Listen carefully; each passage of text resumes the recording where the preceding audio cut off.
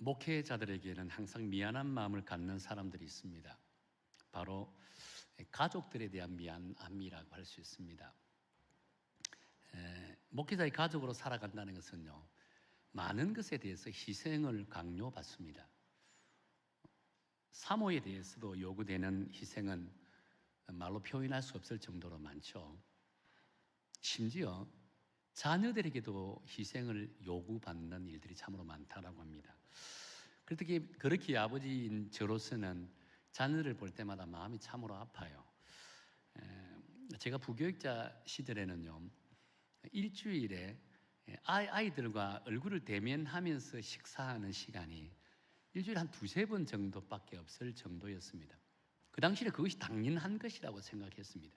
그러다 보니까 아버지로서의 그 아이들에게 책임을 지는 것, 역할을 감당하는 것은 대단히 미약했습니다.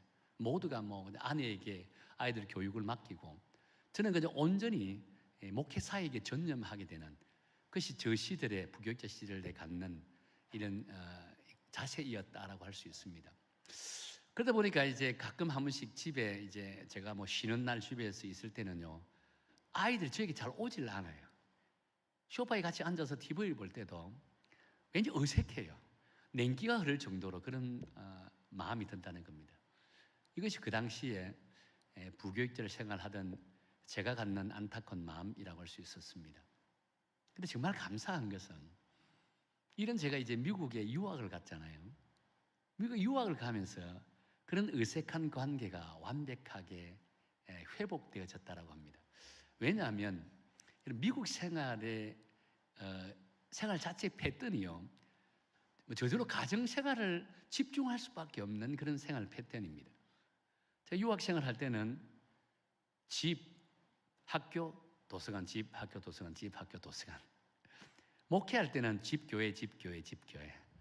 그러니까 자연적으로 집에 일찍 가게 되고, 아이들과 같이 나누게 되고, 같이 지내게 되고, 또 대화도 하고, 이게 여행도 자주 갈 수 있고, 이런 환경이었습니다. 그래서 아이들과 관계가 이렇게 많이 회복됐던 그런 기억이 있습니다. 그런데 제 아들, 그 당시 아들이 어린 아이였는데 초등학교 다닐 때였습니다.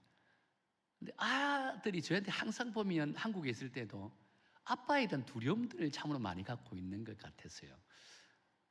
왠지 모르게 아빠에 대한 의색함, 아빠에 대한 그런 두려움들을 갖고 있으니까 아들과 아빠의 관계가 이렇게 잘 맺어지지 않는 것들이 참으로 많이 느꼈습니다. 근데 미국에 가서 시간이 많다 보니까 이제 아들하고 대화할 수 있는 시간이 참 많았습니다. 근데 아들하고 이 밀접한 관계, 친밀한 관계를 갖게 된 결정적인 것들이 있었는데, 그것이 뭐냐면, 초등학교 아이들과 어떻게 아빠하고 대화를 통해서 친밀감을 가질 수 있겠습니까? 쉬는 날만 되면 종종 아들하고 씨름도 하고 레슬링도 하고, 심지어 이게 권투 클럽을 사서 권투도 하고 막 이렇게 했습니다. 씨름을 할 때 제가 아들하고 이렇게 씨름을 하면 누가 이길까요? 10번 씨름하면 제가 8번, 9번 정도는 제가 져줍니다. 접니다. 저는 게 져주는 거죠. 왜 그럼 제가 져겠습니까? 져주겠습니까?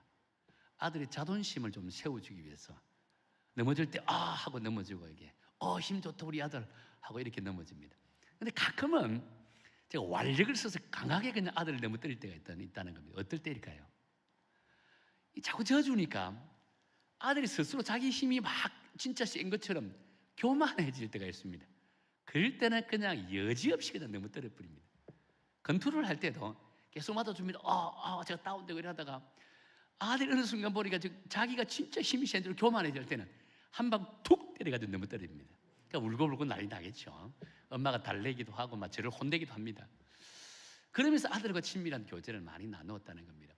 아이가 장성했을 때 가끔 물어봐요.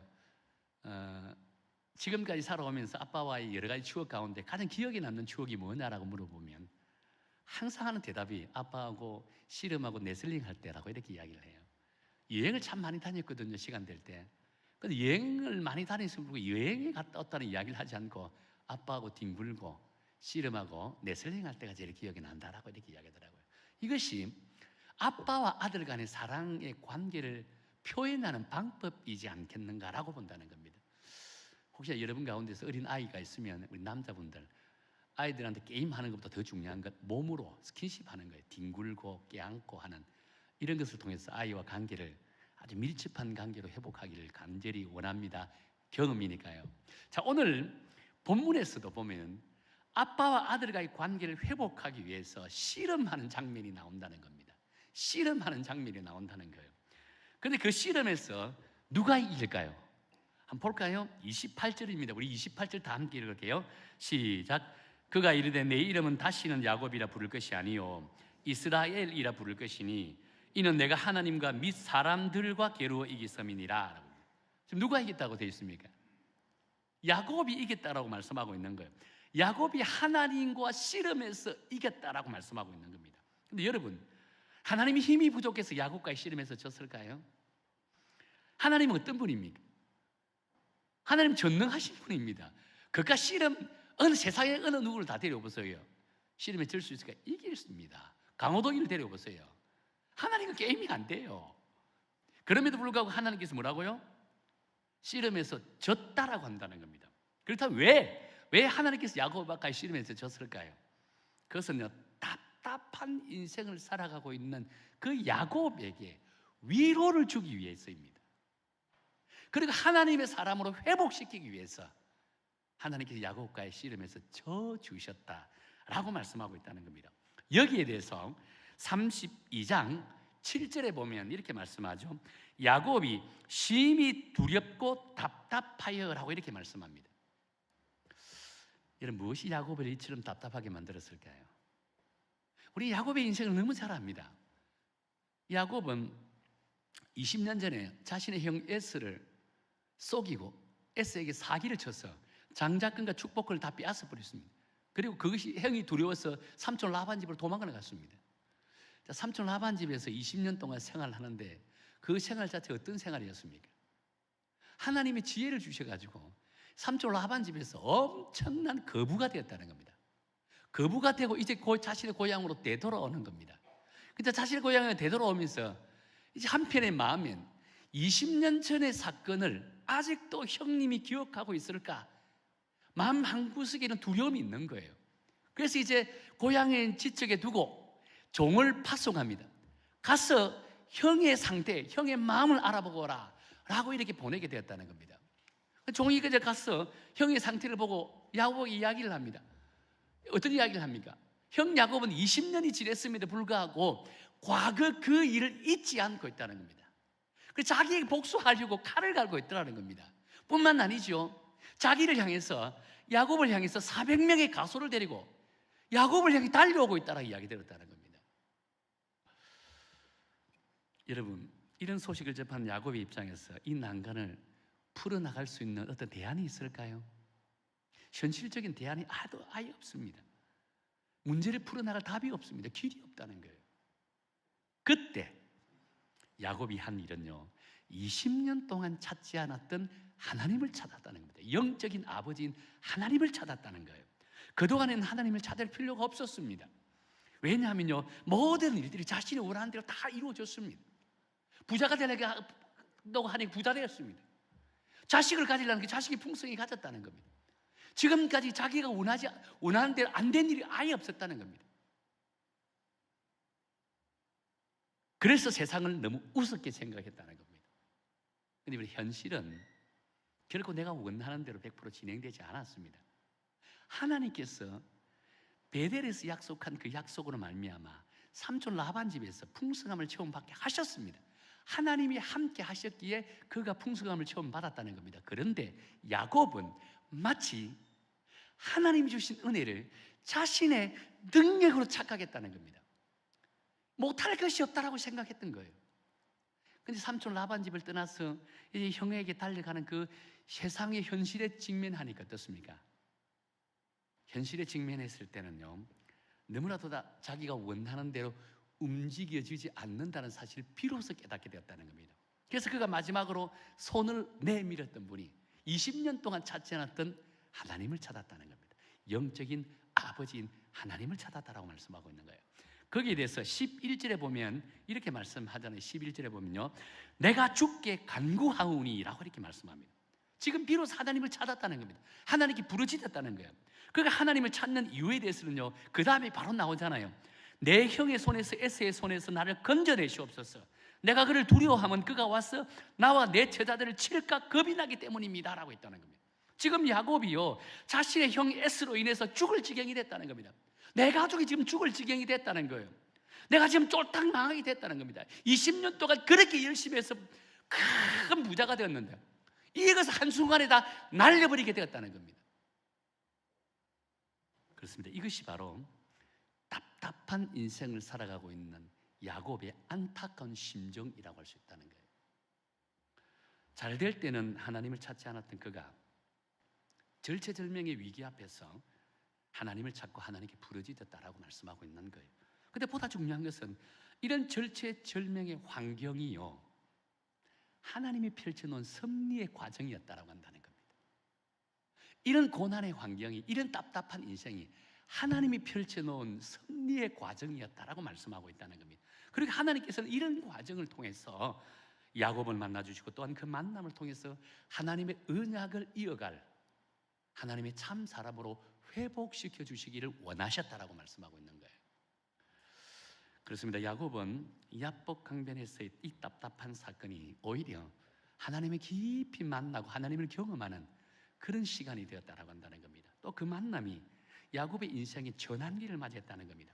지극히 세상적인 사람에서 그 누구도 따라가지 못하는 하나님의 참 사람으로 회복되는 그런 은혜의 시간이었다라고 한다는 겁니다. 그래서 오늘 저와 여러분은 이 본문의 말씀을 통해서 하나님께서 어떻게 야곱을 만나 주시는지 그 내용을 분석하면서 오늘 이 시대 세상의 모든 사람들, 특히 우리 그리스도인들도 답답한 인생을 살아간다라고 해요. 이 답답한 인생을 살아가는 우리들도 하나님을 어떻게 만나야 되는지, 하나님이 우리 속에 어떻게 개입하시는지를 이 말씀을 통해 깨닫고 다시금 야곱처럼 참 하나님의 사람으로 회복하는 그런 믿음의 은혜로운 시간 되기를 예수님 이름으로 축원합니다. 자, 그럼 첫 번째로 하나님은 야곱을 깨뜨리시기 위해서 만나 주셨다라고 했습니다. 깨뜨리시기 위해서 만나 주셨다라고 했다는 거예요. 자, 25절 다 함께 다시 한번 읽어볼까요? 25절입니다. 시작. 자기가 야곱을 이기지 못함을 보고 그 야곱의 허벅지 관절을 치매 야곱의 허벅지 관절이 그 사람과 씨름을 할 때 어긋났더라라고 했습니다. 여기서 하나님께서 야곱과 씨름하면서 야곱의 어디를요? 허벅지 관절을 치셨다라고 했다는 겁니다. 근데 허벅지 관절이라는 이 단어가 이전 성경에서는 뭐라고 되어 있는 줄 아세요? 환도뼈라고 이렇게 지칭이 되어 있더라고요. 저 개인적으로 이 환도뼈가 오히려 이 본문의 말씀과 좀 합당한 이 연결이 되어 있는 말씀이지 않겠는가라고 본다는 겁니다. 여러분, 환도뼈는 어디에 있는 줄 아세요?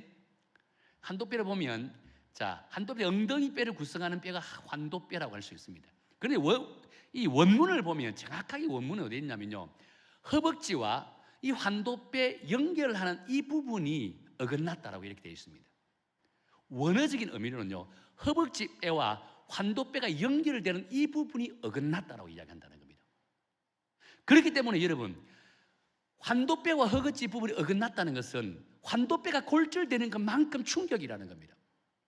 여러분, 환도뼈라는 것은 사람의 양쪽 엉덩이를 받치면서 사람이 몸을 제대로 서 있게 지탱해주는 힘의 근원이라 할 수 있다는 겁니다. 그래서 환도뼈는 어떻게 보면 힘의 중심이자 힘을 생성하는 힘과 힘을 상징하는 그런 부분이라고 이야기한다는 겁니다.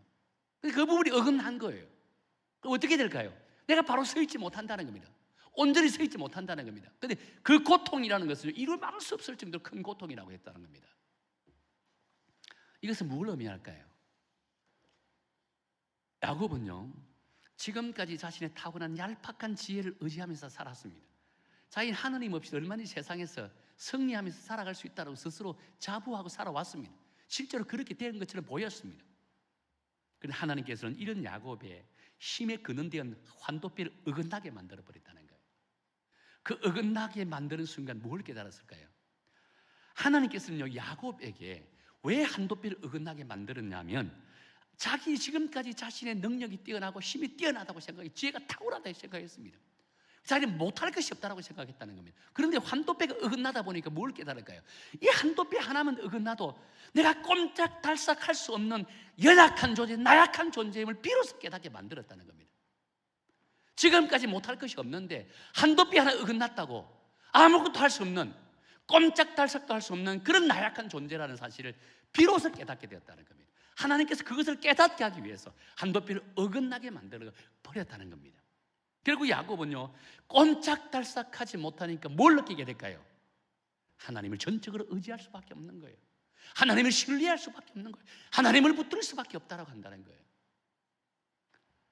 그렇습니다. 하나님의 생각과 사람의 생각은 이처럼 다르다는 겁니다. 사람의 생각은 사람은 강함이 승리의 조건이라고 생각합니다. 강해지려고 부단히 노력을 한다는 겁니다.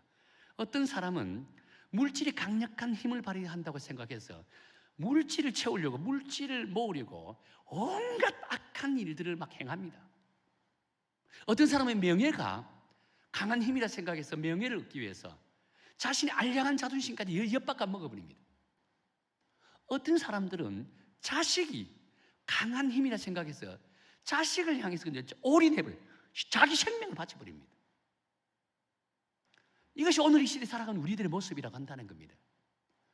그런데 하나님의 생각은 다르다는 겁니다. 하나님께서는요, 우리에게 강함이 어디에서 나오냐고 말씀하는데, 그 어디에서 나오냐면 자기 스스로가 약함을 깨달을 때 비로소 강함이 나온다고 말씀하고 있는 겁니다. 내가 연약하고 내가 아무것도 할 수 없고 나는 무능합니다라고 스스로 깨달은 순간에 비로소 강함이 나온다는 겁니다. 왜? 내가 약함을 깨달을 때 강함 대신은 하나님을 붙들기 때문입니다.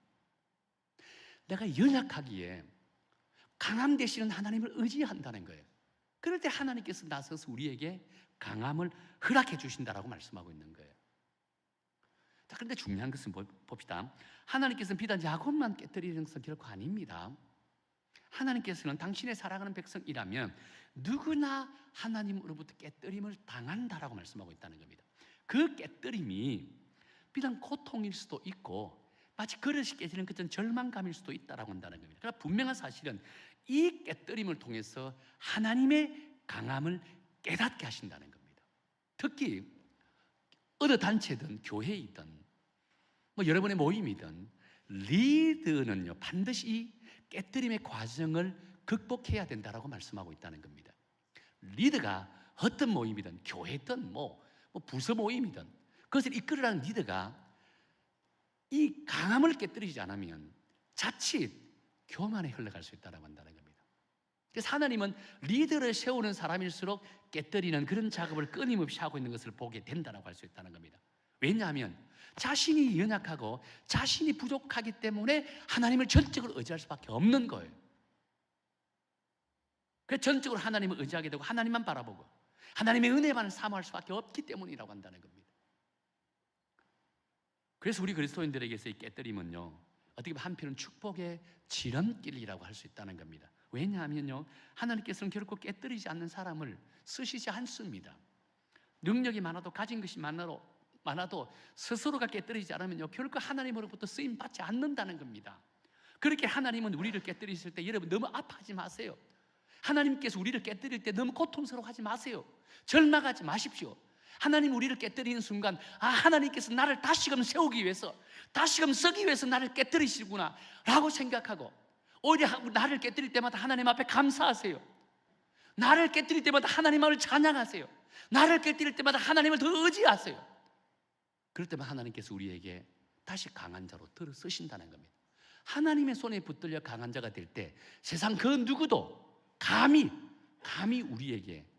우리를 대적해 나가지 못한다는 겁니다. 우리 여성교성도 여러분 모두는 지금 여러분 인생이 하나님으로부터 깨뜨림을 당하는 그런 순간일 수도 있습니다. 그럴 때 절망하지 마십시오. 낙심하지 마세요. 하나님이 여러분들 존귀하게 들어쓰기 위한 하나의 과정임을 믿으시고 그 깨뜨림을 감사하게 기쁨으로 받아들이는 그런 믿음의 성도가 되기를 예수님 이름으로 축원합니다. 또 한 가지는요, 하나님이 야곱을 깨우치시기 위해서 만나 주셨습니다. 깨우치시기 위해서 만나 주셨다는 거예요. 오늘 본문에 보니까 야곱이 자기와 씨름하던 사람이 가려 하자 붙들죠. 뭐라고? 왜? 축복해달라고 막 붙듭니다. 그때 야곱에게 이렇게 질문을 던집니다. 한번 볼까요? 27절 한 절만 보겠습니다. 27절입니다. 시작. 그 사람이 그에게 이르되 내 이름이 무엇이냐? 그가 이르되 야곱이니이다 라고 했다는 겁니다. 여기서 하나님께서는 왜 야곱에게 내 이름이 무엇이냐라고 물었을까요? 하나님 야곱의 이름을 몰라서 물었을까요? 하나님 전지하신 하나님이십니다. 지금 여러분 이 자리에 앉아있는 여러분 어떤 생각으로 예배드리는지 하나님 다 보고 계세요. 다 알고 있습니다. 예배 집중하지 않고 예배 마치면 어디 가고 뭐 백화점 가고 쇼핑 가고 뭐 놀러 가고 뭐 밥 먹으러 가고 그런 생각하고 있는 분 다 하나님 깨뚫고 있는 거예요. 집중하세요. 다 아십니다. 하나님 그런 분입니다. 전지하신 하나님이시라는 겁니다. 근데 그렇다면 왜 야곱에게 내 이름이 무엇이냐 라고 이렇게 물었을까요? 몰라서 그런 분은 결코 아닙니다. 그 이름은 단순한 이름이 아니기 때문입니다. 야곱의 이름은 야곱의 과거의 삶이 그 이름 속에 포함되어 있다고 할 수 있다는 겁니다. 야곱이라는 뜻이 여러분 어떤 이런 뜻을 가지고 있을까요? 속이는 자, 빼앗는 자, 심지어 어떤 분은 사기꾼이라고 해석하더라고요. 그래서 하나님께서는 야곱에게 내 이름이 무엇이냐라고 질문하셨고 야곱 역시 뭐라고 대답합니까? 나는 야곱입니다 라고 이렇게 대답합니다. 그래서 하나님께서는 야곱의 이름을 부름을 통해서 야곱의 과거 자신의 삶을 끄집어내도록 만드셨다는 겁니다. 과거 자신의 삶이 얼마나 잘못된 삶이었는지, 얼마나 하나님을 떠나 있는 삶이었는지 온전히 깨닫게 하기 위해서 그의 이름을 부르고 그의 이름을 고백함을 통해서 끄집어내기를 원하셨다고 한다는 겁니다. 그러면서 하나님께서 야곱에게 이렇게 선포합니다. 28절입니다. 우리 28절 한번 읽어볼까요? 28절입니다. 시작. 그가 이르되 내 이름을 다시는 야곱이라 부를 것이 아니요 이스라엘이라 부를 것이니 이는 내가 하나님과 및 사람들과 겨루어 이겼음이니라 라고 했습니다. 그 다음에 이스라엘의 이름은 뜻이 무엇일까요? 여러분 이스라엘 이름의 뜻은요 두 가지가 있는데 하나는 하나님과 씨름하여 이긴 자, 또 하나는요 하나님과 함께 통치하는 자라고 했습니다. 어떤 신학자는 하나님의 왕자라고 하는 단어를 쓰더라고요. 그런데 이 본문의 정황상 하나님과 함께 통치하는 자, 하나님의 왕자라는 단어가 이 해석이 정확하지 해석이지 않겠는가라고 본다는 겁니다. 사실 이스라엘 백성들에게서 이름은요 대단히 중요한 의미를 갖고 있습니다. 이스라엘 백성들에게서 이름은요 그 사람의 인격과 신분과 그 사람의 삶의 비전이 그 이름 속에 담겨 있다고 한다는 겁니다. 그래서 이름을 바꾼다는 것은 그 사람이 있어서 신분이 달라지고 인격이 달라지고 삶의 비전이 달라지는 것을 의미한다라고 할 수 있다는 겁니다. 그렇습니다. 이제 야곱은 자신의 이름이 바뀌었습니다. 이전에는 속이는 자, 빼앗는 자, 사기꾼이라는 이미지를 가지고 있는 이름이었지만 이제는 자신의 이름을 바뀜을 통해서 자신의 신분과 인격과 또 삶의 비전이 달라졌다고 한다는 겁니다. 과거에는 물질만 추구하는 세속적인 자였는데 과거에는요 자신의 이익을 위해서라면 형제라도 속여먹는 사기꾼과 같은 삶을 살았는데 이제 하나님을 만나고 나서 자신의 이름이 바뀜을 통해서 이제 하나님과 동행하며 하나님과 함께하며 세상을 통치하고 세상을 다스리고 세상을 지배하는 자가 되었다라고 말씀하고 있는 거예요. 그런 인생으로 바뀌었다라고 말씀하고 있는 거예요. 그러게 야곱은 이제 더 이상 두려울 필요가 없는 거예요. 답답한 인생을 살 필요가 없다라고 한다는 겁니다. 하나님께서 야곱에게 주신 축복이 이제 답답한 인생에서 벗어나라는 겁니다. 나와 함께 이 세상을 다스리자는 겁니다. 이 세상을 통치하자는 겁니다. 이 세상을 지배하자는 겁니다. 이 세상을 하나님의 나라로 만들어 나가자는 겁니다. 이것이 하나님께서 야곱에게 주신 축복입니다. 은혜라고 한다는 거예요. 사실 오늘 저와 여러분도 어떤 의미에서는 지금까지 야곱처럼 살았습니다. 그래서 우리가 예수님을 만남을 통해서 우리에게 새로운 이름이 주어졌습니다. 어떤 이름? 그리스도인이라고 하는 이름입니다. 하나님의 자녀라고 하는 직분도 주셨고 왕같은 제사장이라고 하는 사명까지 주셨습니다. 그렇게 이름이 바뀌면 운명도 바뀌는 것처럼 우리의 삶도 바뀌어야 된다고 말씀하고 있는 겁니다. 그래서 여러분 앞길 이러지도 저러지도 못한 답답한 인생 상황이 닥칠 때는요 제일 먼저 내가 누구인지를 정확하게 알아야 된다는 겁니다. 내가 주 예수 그리스도의 십자가의 은혜로 말미암아 구원받은 하나님의 자녀, 새로운 이름을 부여받은 그리스도인이라는 사실을 인식해야 된다는 겁니다. 그런 이 사실을 인식하는 순간에 하나님께서 이 답답한 인생을 헤쳐나갈 수 있는 힘과 능력을 주는 거예요. 그렇다고 왜 우리는 그리스도인이라고 하지만 이 답답한 삶의 형광을 헤쳐나가지 못할까요? 내 인생에 답답한 문제가 펼칠 때 내가 누구인지를 망각하기 때문이라고 한다는 겁니다. 내가 누구인지를 망각하니까 하나님을 붙들지 않는 거예요. 사람을 붙들고 세상을 붙드는 거예요. 우리 답답한 문제가 우리 앞을 가로막을 때, 그래서 제일 먼저 해야 될 것이 나는 누구인가? 내가 누구인가를 깨닫는 것이 제일 중요하다는 겁니다. 나는 하나님의 자녀입니다. 그리스도인이라고 하는 새로운 이름을 부여받았습니다. 왕같은 제사장이라는 직분도 받아 사명도 받았다는 겁니다. 이런 사명을 받들고 이런 이름을 갖고 살아가는 자이라면, 그걸 정확하게 인식한다면 여러분의 답답한 인생을 헤쳐나갈 수 있는 힘과 능력을 주신다는 사실을 믿으시고, 앞으로 여러분의 인생에 다양한 답답한 문제들이 펼쳐질 겁니다. 좌절하지 마시고 절망하지 마세요. 나는 그리스도인입니다. 나는 하나님의 자녀입니다. 왕같은 제사장입니다. 온전히 인식하고 깨닫고 하나님 주시는 능력을 붙들고 극복해 나가는 우리 믿음의 성도가 되기를 축원합니다. 거지와 왕자라는 이야기에 보면 어느 날 임금이 암행 순사자 궁궐 밖으로 나왔습니다. 이 순시를 하고 있는데 한 번은 다리 밑으로 지나고 있는데 다리 밑에 어린 꼬마 아이가, 거지 꼬마 아이가 이 거덕을 듣고 누워있는 모습이 너무 안타깝습니다. 왕이기에 너무 마음이 아팠습니다. 그의 신하를 시켜 그 애를 데리고 궁궐 안으로 데려갔습니다. 씻기고 옷을 입혔습니다.